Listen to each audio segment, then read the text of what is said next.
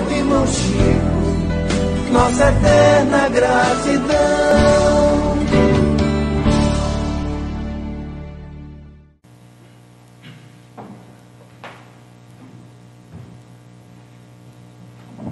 Boa noite, gente. É com muita alegria que estamos, aqui, na noite de hoje. E como o tema que escolhemos, uma fala de Jesus, ninguém pode ver o reino de Deus se não nascer de novo. E esse tema está no Evangelho segundo o Espiritismo, justamente no capítulo 4 do Evangelho segundo o Espiritismo. E o mês passado nós estudamos nas quartas-feiras. E como já vivenciamos ele o mês passado, nós achamos de bom tom trazê-lo para o sábado, porque quando Jesus faz essa colocação, ninguém pode ver o reino de Deus se não nascer de novo. Para nós que já temos algum conhecimento da doutrina espírita, fica clarificado. Mas para quem não tem um conhecimento da doutrina espírita, ainda fica um pouco vago, a tal ponto de voltarmos a 2000 anos, quando Jesus é procurado por Nicodemos, um doutor da lei, um sábio estudioso que tinha todo o conhecimento da Torá. E à noite, obviamente, porque à noite ele procura Jesus, porque ele era um homem muito conhecido em toda Jerusalém. Então ele vai na calada da noite e procura Jesus. E faz esse questionamento. Nicodemos, senador dos judeus, então ele pergunta ao Senhor, se refere da seguinte forma: sabemos que vieste da parte de Deus para nos instruir como um doutor, porque ninguém poderia fazer os milagres que fazeis se Deus não estivesse com ele. Porque para os judeus, eles esperavam um Messias, porque os profetas já tinham anunciado. E eles reconheceriam o Messias pelos sinais. Nicodemos não diz que Jesus é o Messias, mas ele entende que Jesus veio da parte de Deus pelos sinais que Jesus fazia. Então, Jesus lhe respondeu: em verdade vos digo, ninguém pode ver o reino de Deus se não nascer de novo. Então, Nicodemos questiona: como pode um homem que está velho, pode ele entrar no ventre de sua mãe para nascer uma segunda vez?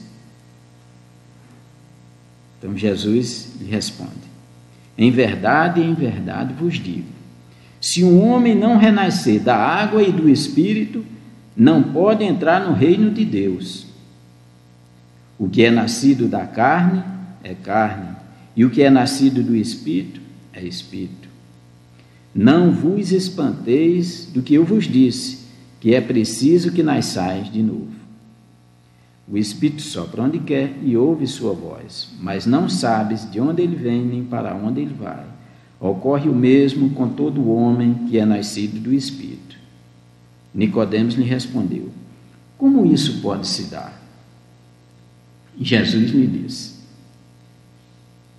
que sois mestre em Israel e ignorais essas coisas? Em verdade vos digo, que não dizemos senão o que sabemos, e que não testemunhamos senão o que vimos, e entretanto vós não recebeis nosso testemunho.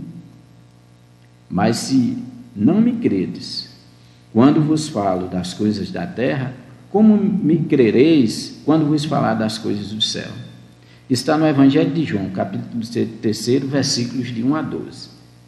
Então Jesus está falando com o doutor da lei há 2000 anos. E diz: mas como? Você é um doutor da lei, ignora essas coisas? Por quê?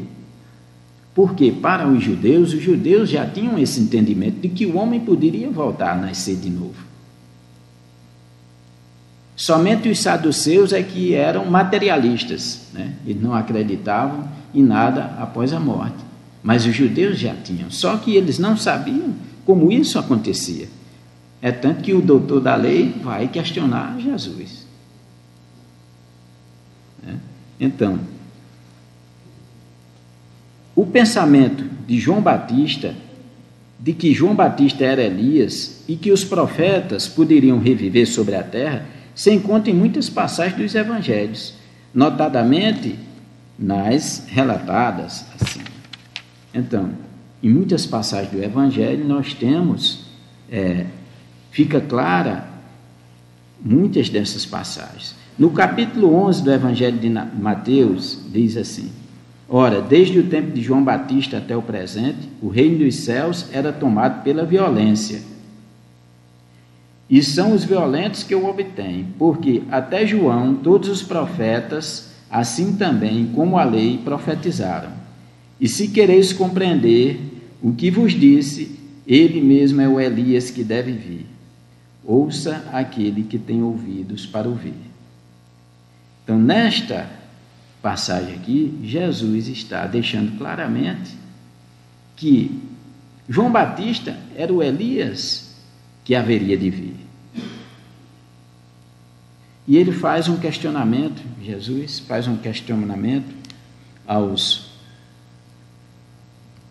seus discípulos, que dizem que eu sou, que dizem quem é o Filho do Homem. Aí os discípulos respondem, né? Uns dizem que tu és Elias, ou que tu és João Batista, ou algum dos profetas. E tu, que ele falando com os apóstolos, e tu, que dizes? Então Pedro se adianta e diz: tu és o Cristo, o Filho do Deus vivo. Então Jesus disse: não foi nem a carne, nem foi também o sangue que vos disse, mas meu Pai que está nos céus. Então, nesse momento, Pedro foi inspirado, né? Ele foi um médium de Deus para dizer isso a Jesus.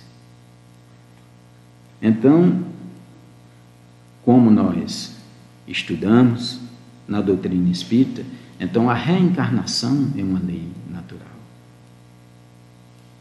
Ninguém pode ver o reino de Deus se não nascer de novo. Isso está na lei, né? É uma lei natural, é uma lei da natureza. Então não foi a doutrina espírita que criou a reencarnação. Kardec apenas se apropriou dessa palavra, reencarnar, porque achava mais justo utilizar esse termo, reencarnar, reentrar na carne. O espírito reentra na carne novamente, nasce de novo no corpo físico. Como Jesus disse, nascer da água e do espírito. A água como um elemento natural, e nos dias de hoje nós entendemos isso, o corpo físico, 65% do nosso corpo físico é água. Então, quando adentramos na carne, realmente nascemos da água, porque a nossa estrutura orgânica é basicamente água, né? Então, quando Jesus disse nascer da água, ele quer dizer nascer do Espírito. Outra coisa também, nascer na água. Quando renascemos, né? Nós nascemos no útero de uma mulher, mergulhados na água. O líquido amniótico é como se fosse, né?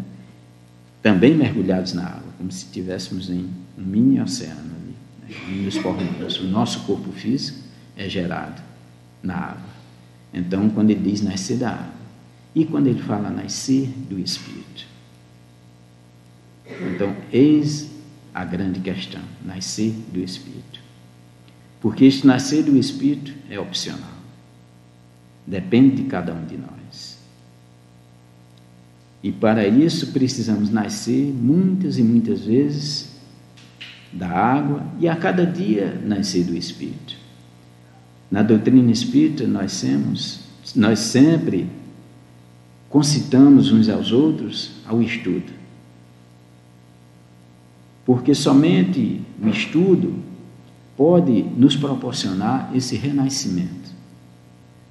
Porque através do estudo é que nós conhecemos as leis de Deus, as leis que regem o universo, que regem as nossas vidas.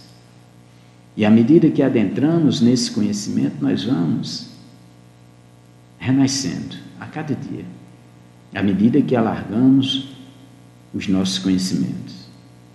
Todos que aqui estamos entendemos o que nós estamos falando, porque já fomos crianças, pensávamos como crianças, como adolescentes, como jovens, e agora, de nossa parte, entrando na madureza. Mas a doutrina espírita é consoladora, porque explica o que Jesus quer dizer, que ninguém pode ver o reino de Deus se não nascer de novo. Se não nascer de novo, então precisamos nascer. Impostos pela lei, que é o renascimento físico, é uma obrigatoriedade para o espírito, é necessário nascer para que possamos progredir. Evoluir, evoluímos porque estamos no topo da evolução, porque somos seres hominais, então a encarnação só se dá no homem. Então nós evoluímos a esse ponto. Agora, como espíritos, o progresso existe sempre, então precisamos progredir a cada dia. E nesse mesmo capítulo, no capítulo 4, nas instruções dos espíritos, Kardec faz uns questionamentos quanto à reencarnação, quanto aos limites da encarnação. Quais são os limites da encarnação? Então, Kardec faz umas colocações, faz esse questionamento, e quem responde é São Luís. São Luís, em 1859, responde esse questionamento de Kardec, que está aqui no Evangelho segundo o Espiritismo. Depois vocês podem chegar em casa e se debruçar sobre esse capítulo, para fixar melhor. Aqui eu sou um provocador, então estimulando vocês a fazerem isso, Então, quais são os limites da encarnação? Pergunta Kardec. E São Luís responde: a encarnação não tem, propriamente falando, limites nitidamente traçados. Se entende por isso o envoltório que constitui o corpo do espírito, já que a materialidade desse envoltório diminui à medida que o espírito se purifica. Em certos mundos mais avançados que a Terra, ele já é menos compacto, menos pesado e menos grosseiro, e por conseguinte menos sujeito às vicissitudes. Num grau mais elevado, ele é diáfano e quase fluídico. De grau em grau, ele se desmaterializa e acaba por se confundir com o perispírito. Segundo o mundo a que este espírito é chamado a viver, ele toma um envoltório apropriado à natureza desse mundo. O próprio perispírito suporta as transformações sucessivas. Ele se eteriza cada vez mais até a depuração completa que constitui os espíritos puros. Se mundos especiais são destinados como estações aos espíritos mais avançados, estes não estão ligados ali como nos mundos inferiores. O estado de desligamento em que se encontram lhes permite se transportarem por toda parte e em que chamam as missões que lhes são confiadas. Se se considera a encarnação sob o ponto de vista da vida material como ocorre na Terra, pode-se dizer que ela é limitada aos mundos inferiores. Depende do espírito, por conseguinte, dela livrar-se mais ou menos rapidamente, trabalhando pela sua depuração.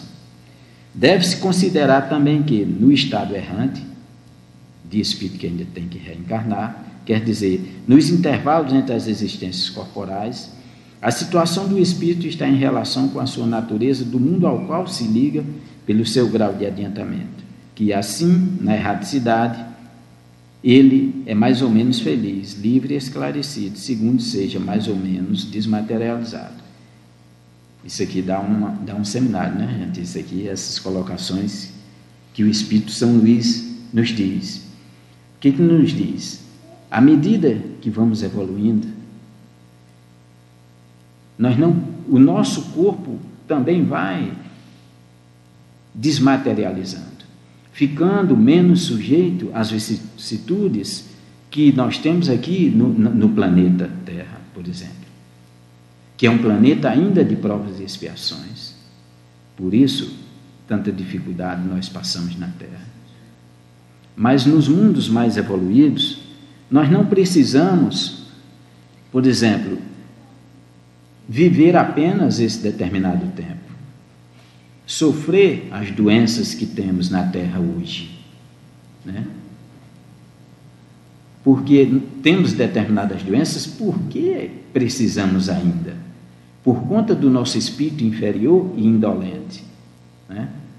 Ainda há pouco estava conversando com meu irmão e minha cunhada a respeito também justamente da questão do que a doença faz conosco, que muitas vezes é para a gente se dobrar.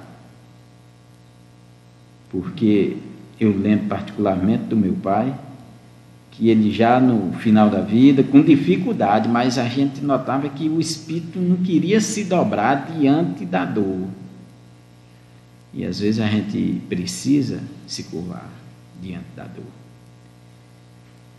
Entender que a nossa posição na vida. Então as doenças no mundo de provas e expiações ainda se faz necessário. Mas à medida que nós vamos evoluindo, que nós vamos fazendo o renascimento de cada dia, o renascimento do espírito, muitas dificuldades que muitas vezes estão programadas na própria encarnação, antes de reencarnar, tem o roteiro da nossa encarnação e determinadas circunstâncias, lições que nós vamos tomar. Nós não precisamos tomar essas lições por conta da transformação que fizemos, do renascimento que fizemos. Então, muitas vezes nós vamos passar por dificuldades.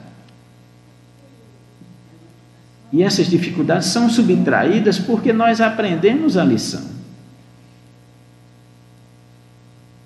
As dores que passamos, as dificuldades, por isso é imposta, né, a encarnação, é justamente para nos depurarmos.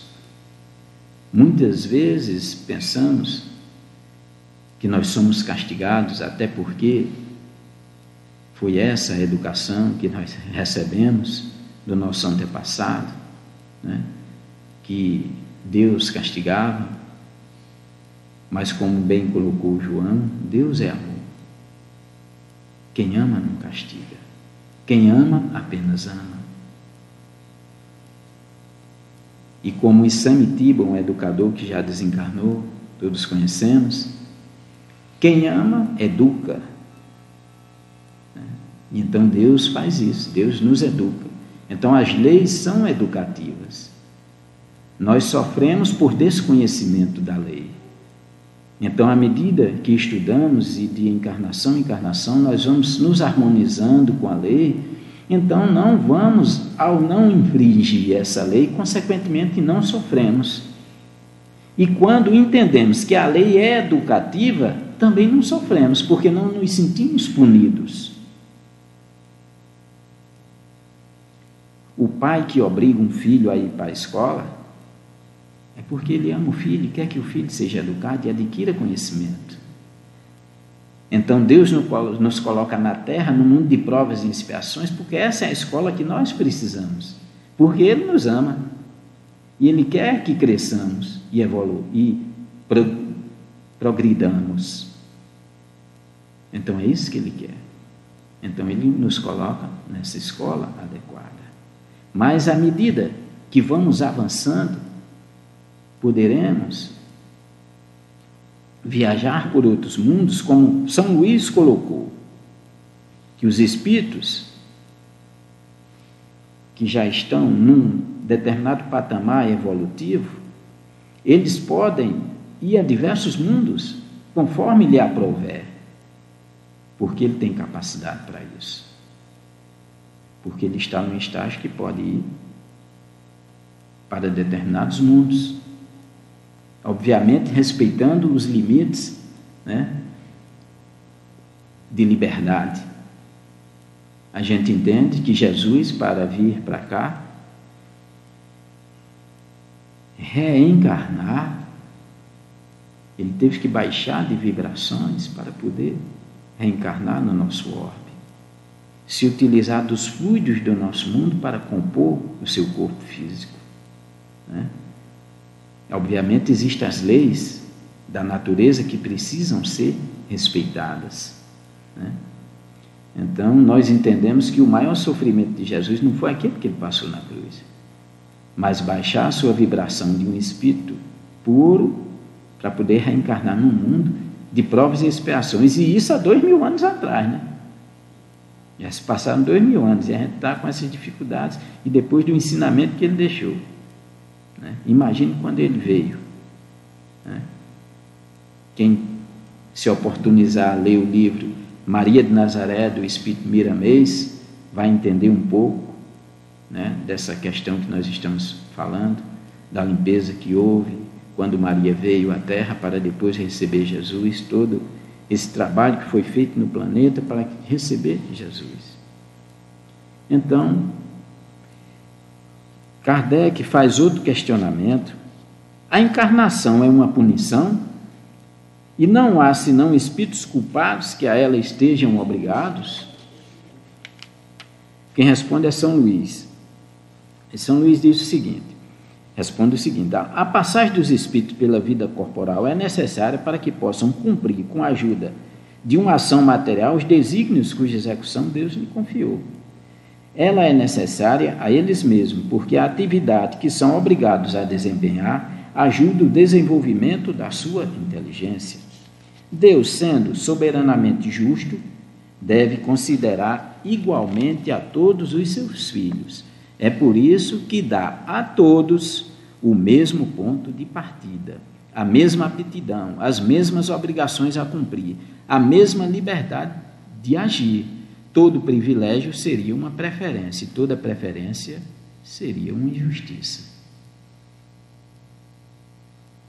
Então, quando Kardec pergunta em O Livro dos Espíritos como são criados os espíritos, e o espírito de verdade responde: simples e ignorantes, todos eles. E o que São Luís coloca? Que todos estão submetidos a esta lei. Então, Jesus não é o Filho de Deus escolhido, não. Jesus foi criado igual a nós. Simplesmente, ele está na vanguarda. Mas ele foi criado como todos nós. Porque se ele tivesse sido criado diferente, seria injusto. Então, Deus não seria justo. Ele tinha criado um filho especial, diferente da gente, com aquele todo o poder, até de controlar a natureza. O mar em revolta, ele manda o mar se acalmar e o mar se acalma. Mas só que ele nos consola quando diz: podeis fazer o que eu faço, e muito mais, bastante querer. E isso não me era compreensível. Agora sim, com a doutrina dos Espíritos, nós conseguimos entender. Emmanuel, em A Caminho da Luz, nos coloca que os mundos em que Jesus evoluiu já não existem mais.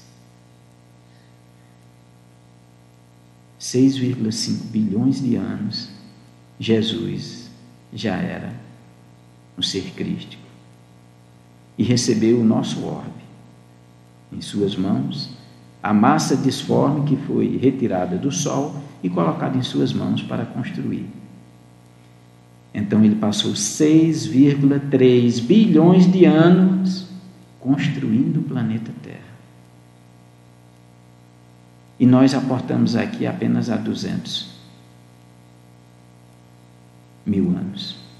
Há 200 mil anos. E estamos fazendo esse caos. Mas ele nos diz: vós sois o sal da terra.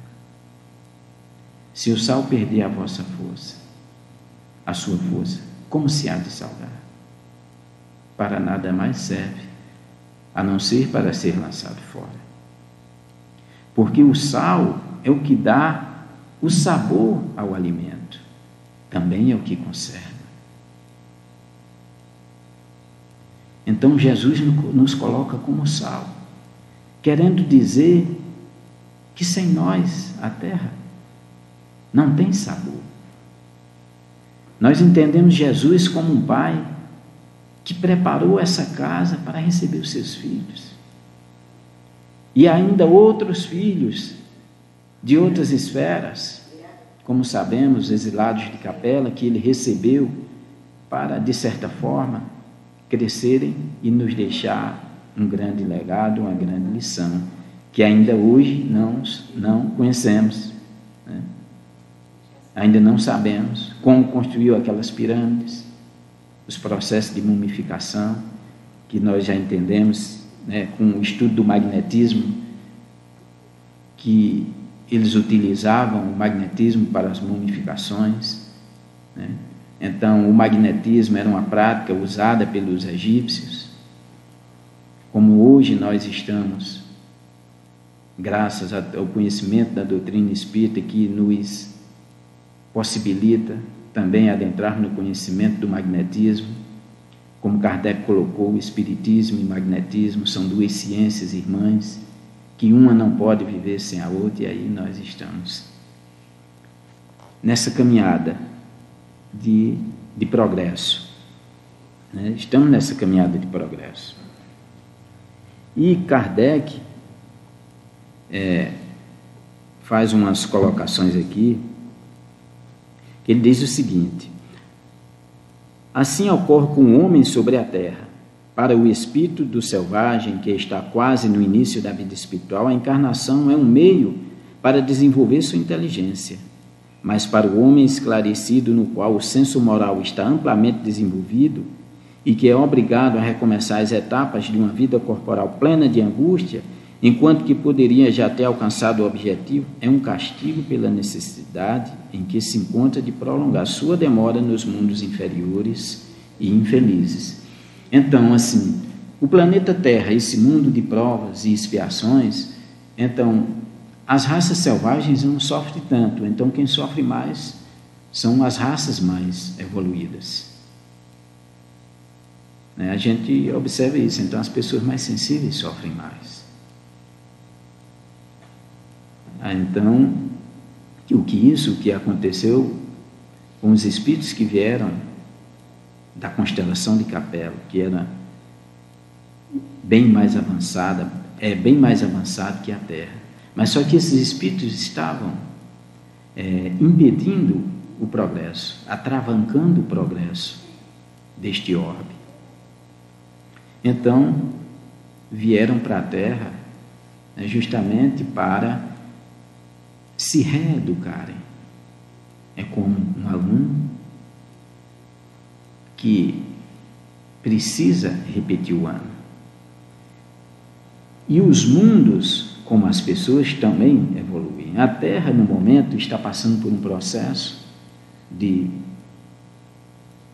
transformação, em que está deixando de ser um mundo de provas e expiações para ser um mundo regenerador. Então, os espíritos que não estão aptos a viver no mundo de regeneração, eles serão exilados a mundos inferiores, que nós conhecemos como a Terra já foi. Então, eles vão com todo esse conhecimento que nós temos na Terra hoje.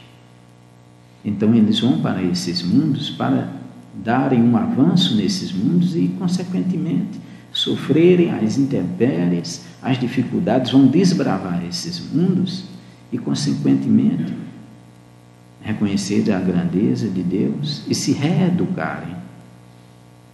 Então, por isso nós falamos muito nessa questão da nossa reforma íntima, que não podemos estar prolongando, né? Vamos nascer de novo. Nos será oportunizada várias encarnações, mas precisamos nos habilitar para reencarnarmos na Terra, na próxima encarnação. Porque a Terra, como mundo regenerador, não terá tantas dificuldades como nós vimos hoje, no dia de hoje. A violência, a dificuldade até para a gente fazer o bem, é difícil. Estamos em momentos difíceis, mas precisamos perseverar. Até porque assim não haveria prova. Também é um mundo de prova, porque nem todos estão em expiação. Expiação são aqueles que estão sendo obrigados, mas muitos de nós estamos sendo testados. A nossa perseverança no bem, de estarmos aqui perseverando. procurando a nossa renovação, o nosso progresso. Então, esses estarão aptos a continuar no planeta, renascer no planeta, então com mais facilidades. E nós entendemos que à medida que nós vamos avançando em conhecimento e em moralidade, o nosso progresso se torna mais rápido. E eu imagino isso quando a gente aproxima um ímã de uma chapa de ferro. Quanto mais perto, se o ímã colar, mais ele fica agarrado. Então, esses são os espíritos inferiores que estão agarrados à materialidade. Mas à medida que nós vamos nos afastando, então a força de atração diminui. Então, somos nós. Quando conhecemos a doutrina espírita, os amigos, então nós vamos mudando as nossas atitudes, as nossas rotinas, os nossos passeios, as nossas amizades. Nós vamos nos espiritualizando. Então as coisas materiais elas vão exercendo menos poder de atração. Então, consequentemente, na próxima encarnação, com o conhecimento que nós temos, será mais fácil. Porque já temos esse conhecimento.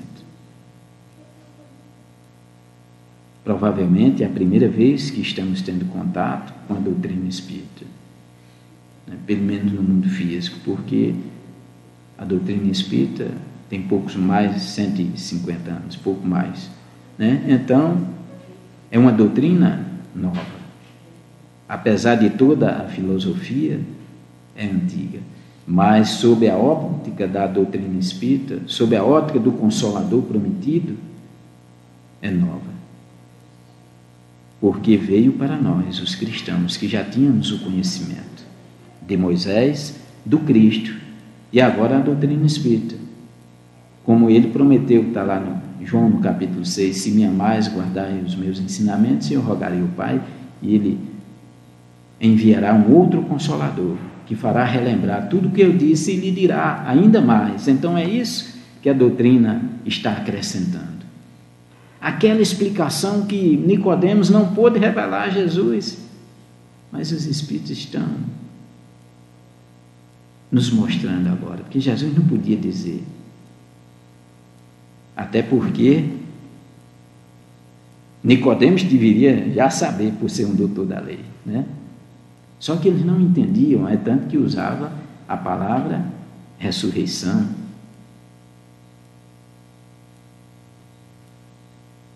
E em outras passagens fica muito clara a questão da reencarnação.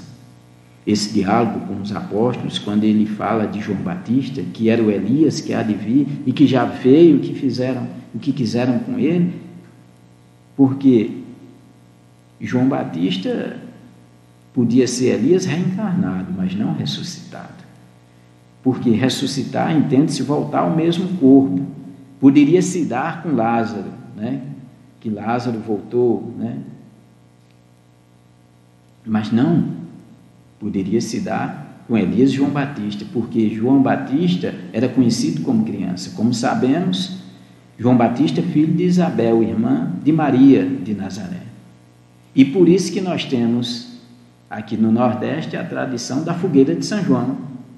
Porque quando João nasceu, Isabel acendeu a fogueira para avisar a Maria que João tinha nascido.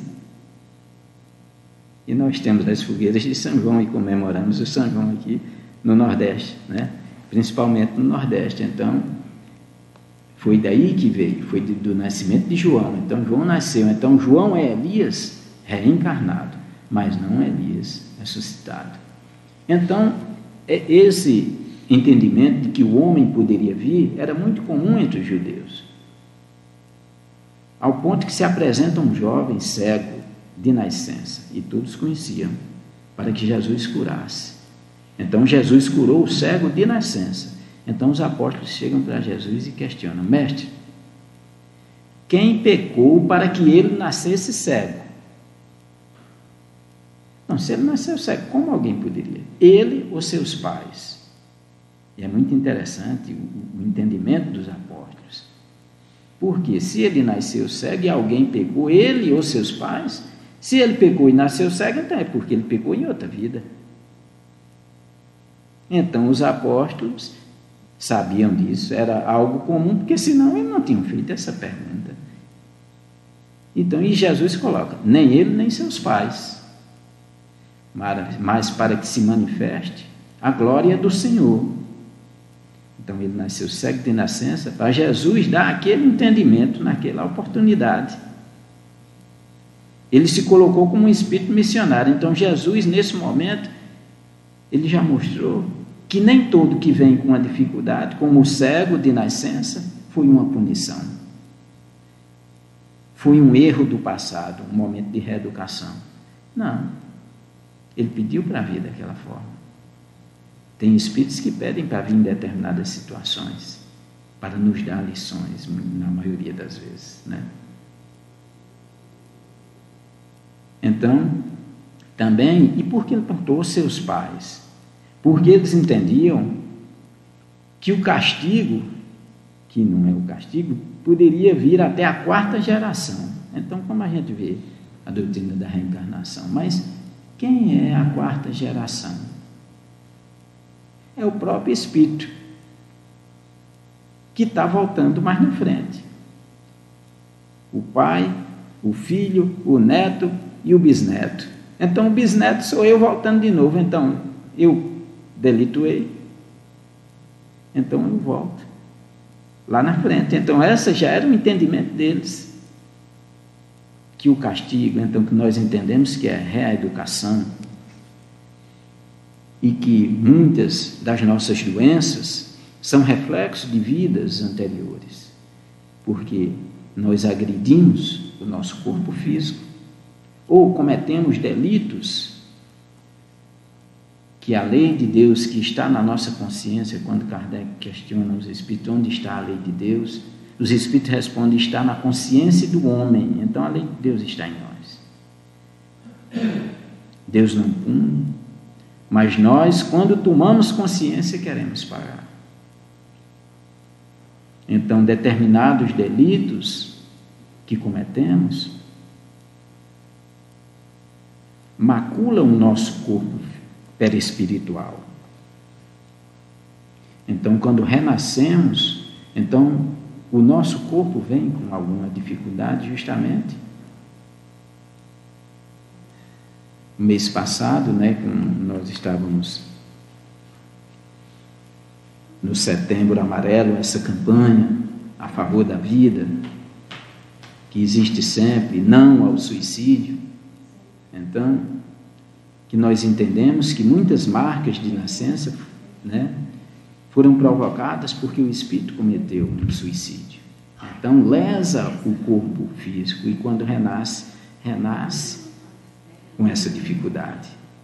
São as doenças congênitas, né, que só a doutrina espírita explica, só a reencarnação justifica. A microcefalia, quem são esses espíritos? A gente entende uma coisa. São espíritos que precisam de muito amor. Os autistas, por quê? Nós entendemos que os pais que recebem uma criança dessa são especiais. Uma vez eu disse isso para um casal. Vocês são especiais. Porque Deus confiou essa criança a vocês. Porque é uma criança que precisa de muito amor, precisa muito ser amada. A mãe já tinha deixado de trabalhar, porque foi uma problemática que a criança já teve, já grandinho, né? Tinha 6, 7 anos e teve uma problemática. Né? E estava com dificuldades. Né? Então, a gente vê que são processos reeducativos. E com a doutrina espírita nós entendemos que no vocabulário divino não existe a palavra punição, castigo. Também não existe nem castigo, nem punição. Existe a lei amorosa de Deus que nos possibilita novas oportunidades. O nosso grupo de estudo da terça-feira, que nós estamos estudando a obra de Ivone Pereira, Memórias de um Suicida, né? Nós entendemos o quanto a misericórdia de Deus é grande. Que nas zonas para onde esses espíritos se colocam, são levados, a misericórdia de Deus estará. Porque aquele é o lugar que eles precisam se restabelecer. Então, em toda parte, nós lemos Obreiros da Vida Eterna. Essa obra é de André Luiz, do Espírito André Luiz, psicografia de Chico Xavier. E nós vemos que nas zonas inferiores, o amor de Deus está presente. Deus está lá convidando a cada um, conforme aquela necessidade de cada um. Nós estamos aqui na doutrina espírita porque é a doutrina que necessitamos. Já estivemos na Igreja Católica em outras encarnações, nascemos como católicos, né?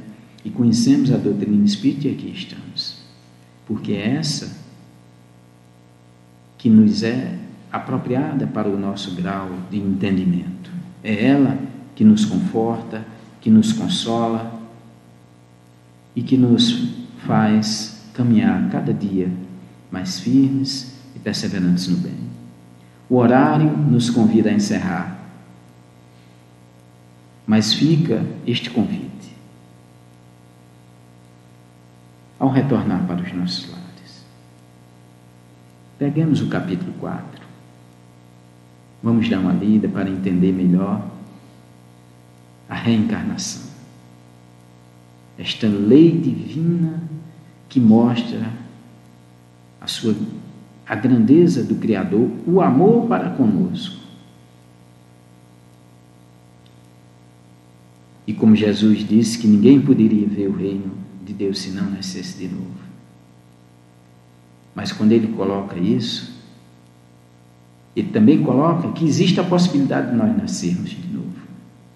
Então depende de nós nascer para ver o reino de Deus.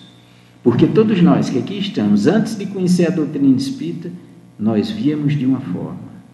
E hoje nós já estamos vendo a vida de outra forma. Que também é uma forma, porque à medida que evoluímos, nós vamos vendo a grandeza do reino de Deus. E que ele não está fora, ele está dentro de cada um de nós.